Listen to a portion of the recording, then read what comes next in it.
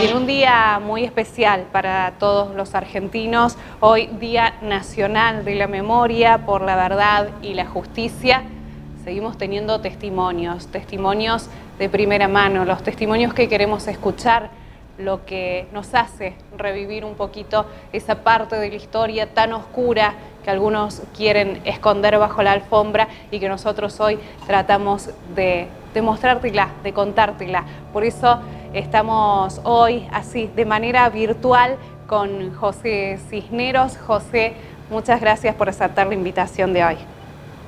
Bueno, es un gusto. Gracias a ustedes por la invitación. José, contanos un poquito, ¿qué fue lo que pasó con tu hermano? Bueno, mi hermano Ignacio Manuel, mayor que yo, tendría 74 años a esta altura, es secuestrado en Córdoba en febrero del 77, cuando volvía a sus vacaciones en las sierras. Bueno, y desde ese momento nunca más lo vimos.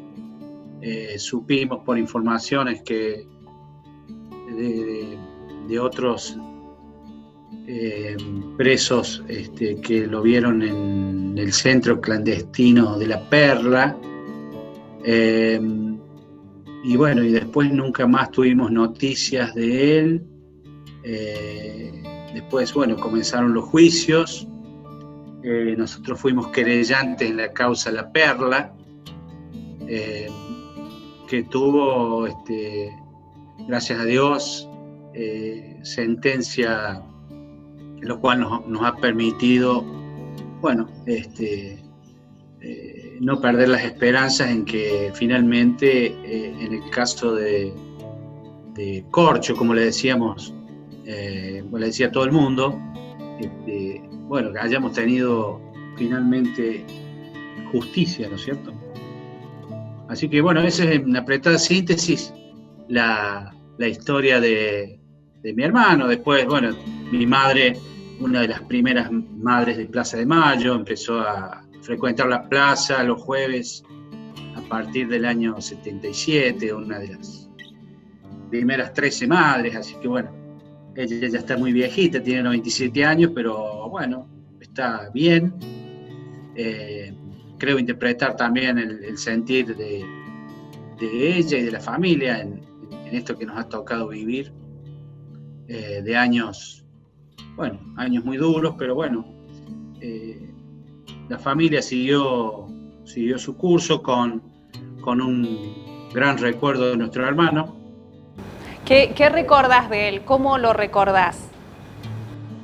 Bueno, él me lleva 12 años de diferencia, ¿no es cierto? Cuando él se fue a estudiar a La Plata, yo tenía 7 años, 6, 7 años, pero bueno, él venía periódicamente, los veranos. Él era un gran jugador de fútbol y un gran guitarrero, así que son recuerdos fantásticos, realmente un tipo apasionado, un amante de la vida, entregado a su militancia en la juventud peronista, funcionario en la época del presidente Cámpora en la Facultad de Agronomía de La Plata. Un tipo fantástico. Tengo los mejores recuerdos de él como persona, como hermano, como tipo divertido. Como te digo, era un personaje muy, muy querido por sus amigos, su familia.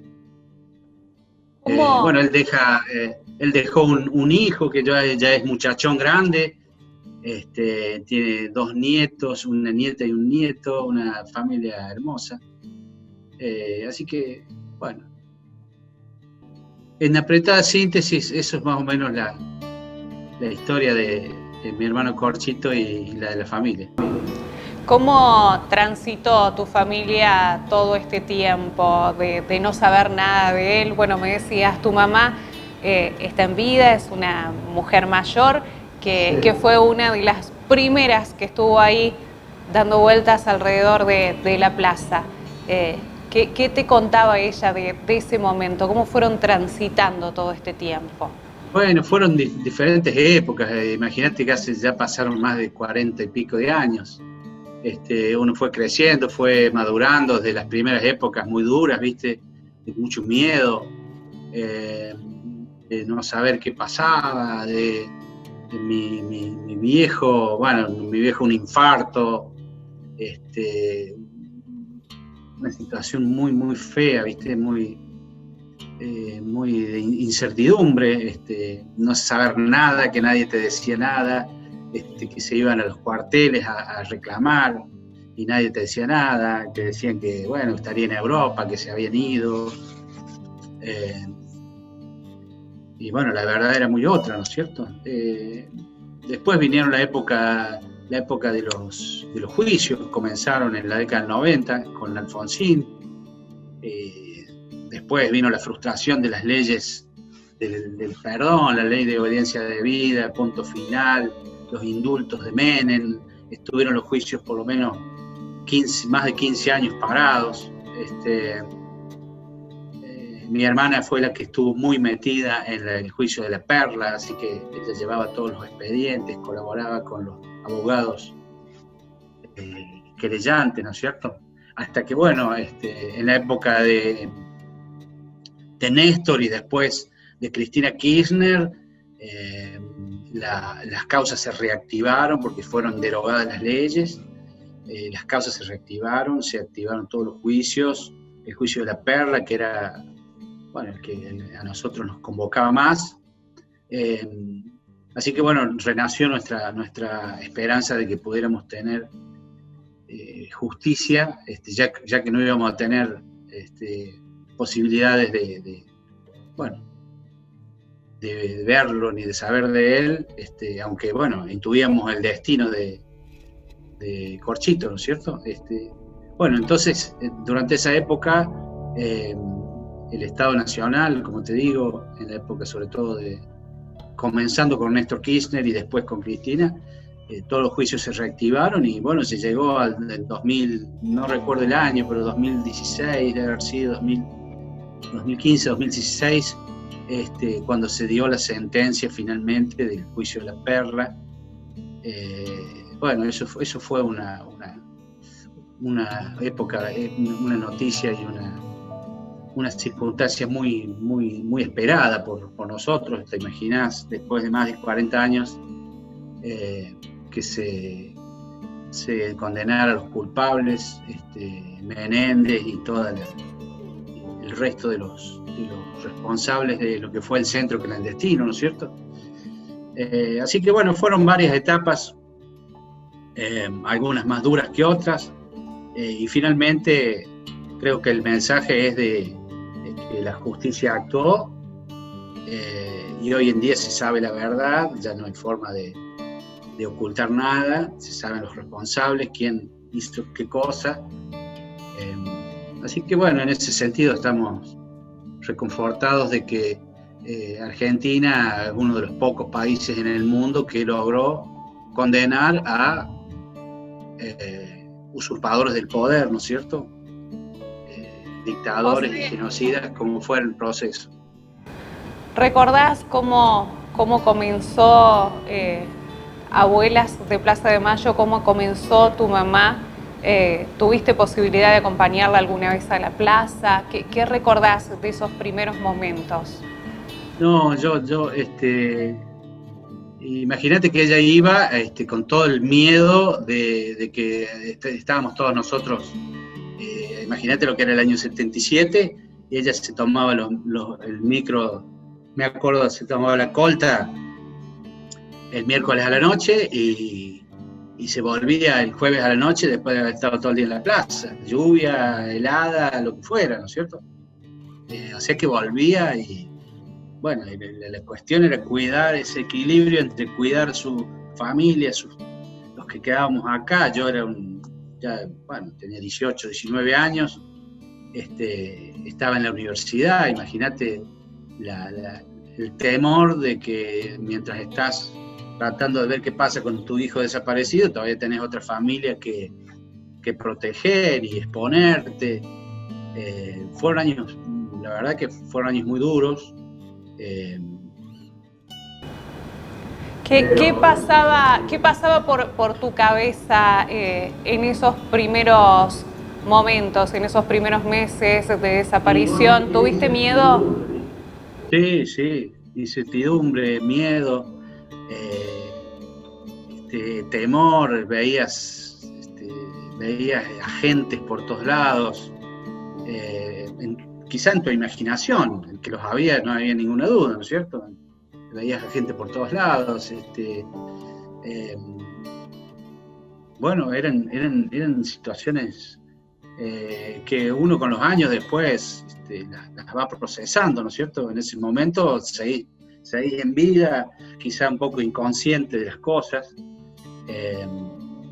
porque el horror que después se destapó, es imposible convivir sabiéndolo, ¿no es cierto? Uno después lo procesa, pero en esos momentos uno sigue viviendo. Yo hice mi carrera, después empecé a trabajar, formé mi familia.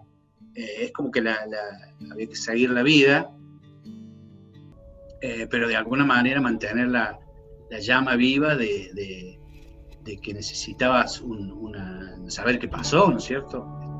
Que se haga justicia y que finalmente se sepa la verdad, ¿no es cierto? La necesidad de pasar esa época, la recuperación democrática, bueno, eso sí fue una cosa fantástica. La esperanza que tuvimos en ese momento fue tremenda. Había un tiempito antes, había estado Malvinas, ¿viste? ¿Qué se hablaba en tu casa? ¿Cómo vivían ese momento de la desaparición de tu hermano? ¿Qué se hablaba? ¿Qué se decía? ¿Qué era lo que llegaban a saber de él? ¿Se podía saber algo? ¿Se podía averiguar algo? No había, era absolutamente hermético, no se sabía absolutamente nada. Se intuía, ¿no es cierto? Porque, bueno, llegaba información, empezamos a tener alguna información, esto que te digo, de que años después se supo que lo habían visto en La Perla, o que lo habían escuchado cantando, una samba que él cantaba en aquella época, así que eran datos inconfundibles hasta que no subimos más y, bueno, asumimos que lo habían asesinado, ¿no es cierto?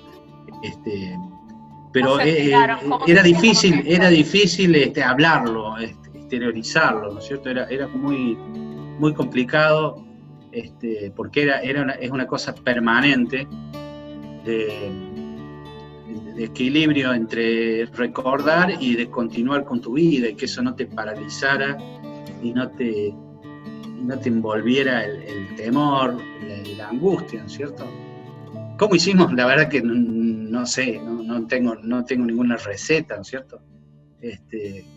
Pero la contención familiar fue creo lo que nos permitió más o menos llevar una vida enderezada, ¿no es cierto?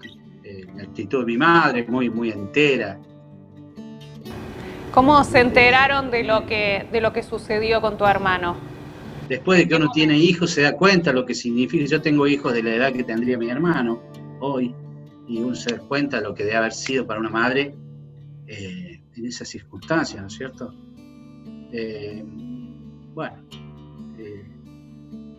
Durísimo, pero bueno, se hablaba poco del tema, se hablaba poco porque se miraba mucha televisión en esa época, a ver si uno podía pescar algo, ¿viste? ¿Cómo se enteraron del destino de tu hermano?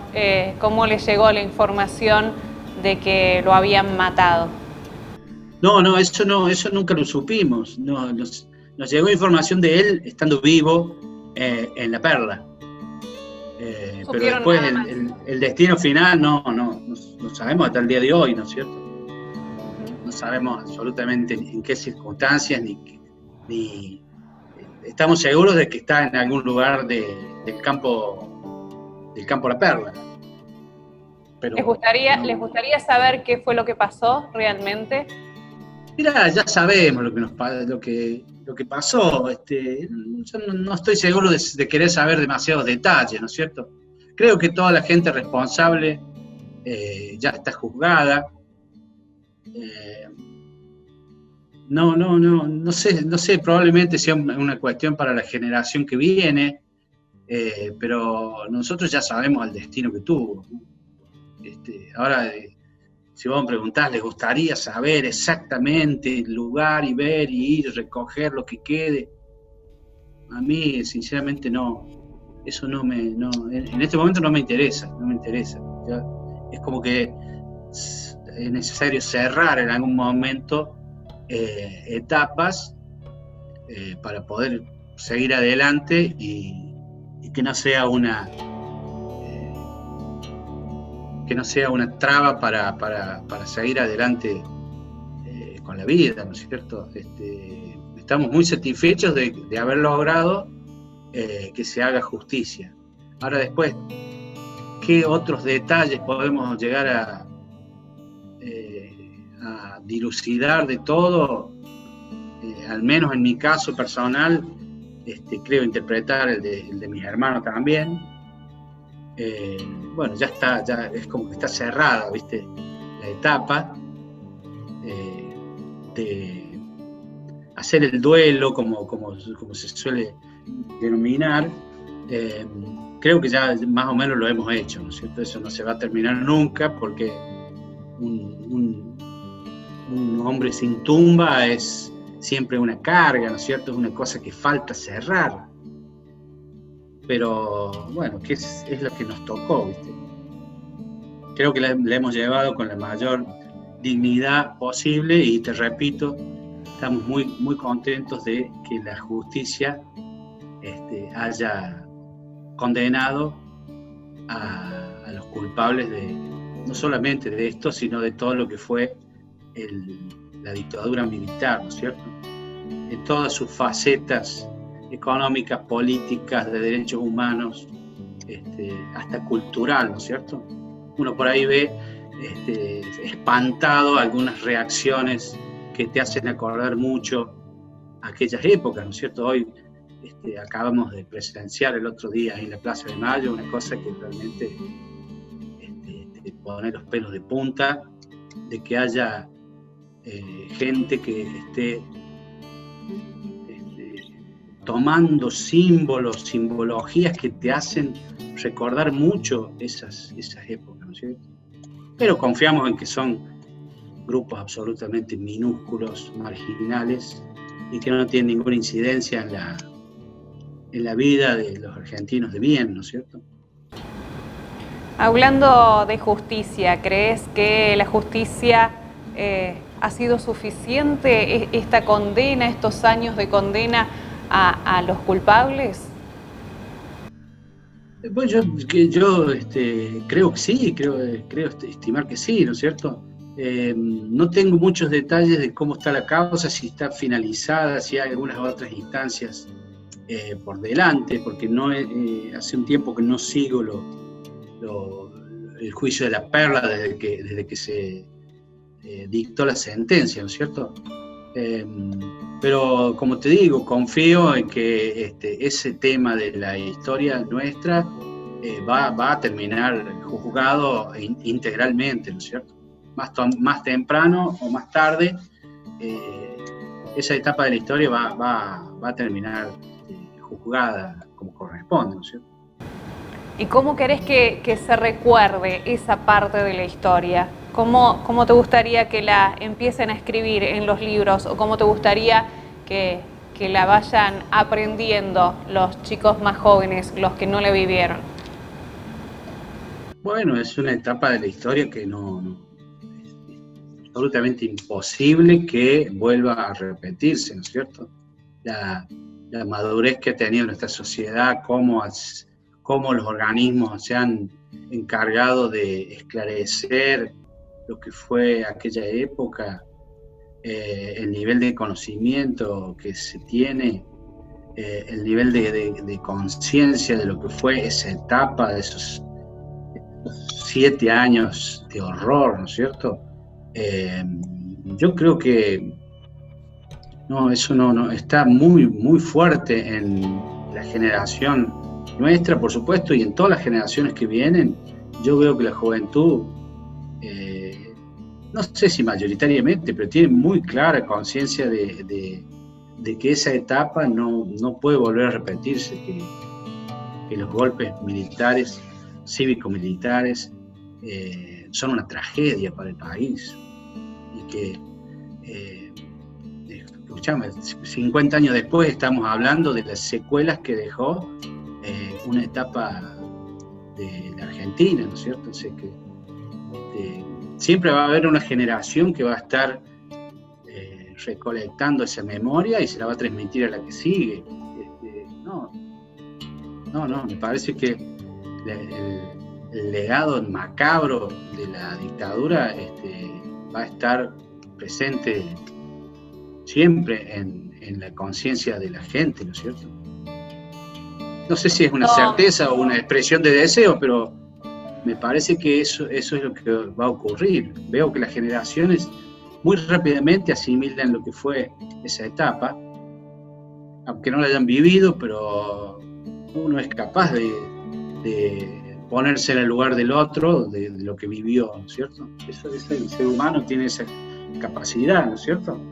Uno que ha tenido varias generaciones de vida en la casa, siempre se ha puesto en el lugar de la generación anterior, ¿eh? Y eso creo que es muy, muy bueno.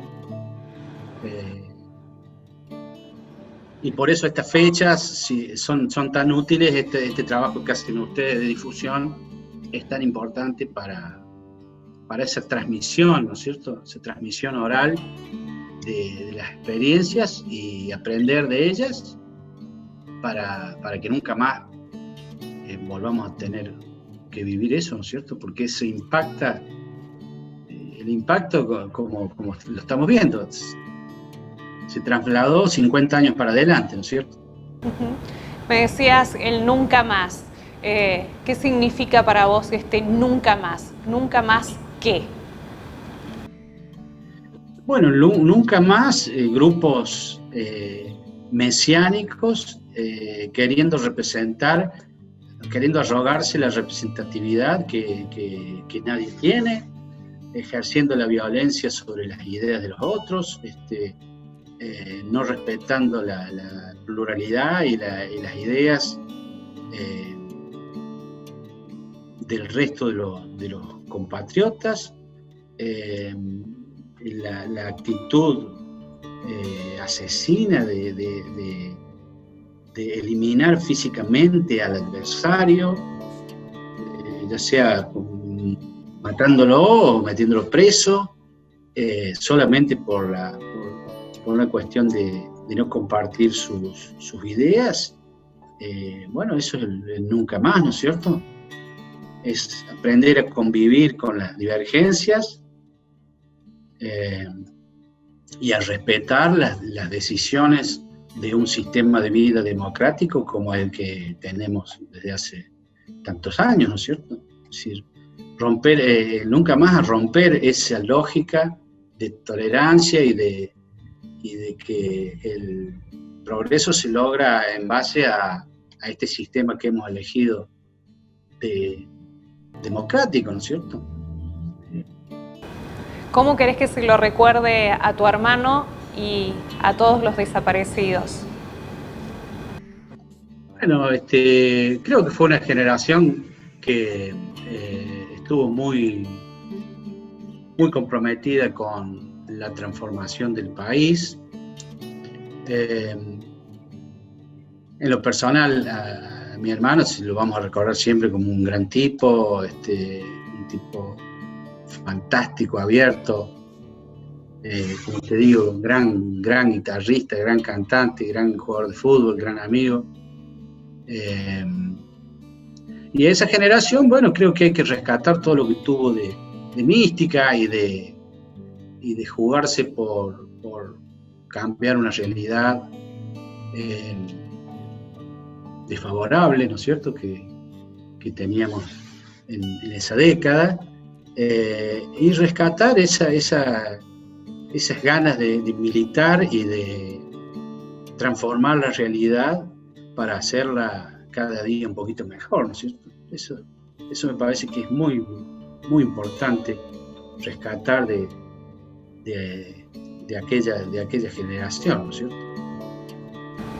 José, bueno, un gusto haberte tenido en el día de hoy, para nosotros un día muy importante, y contar con tu testimonio mucho más aún, así que te agradecemos que hayas aceptado nuestra invitación.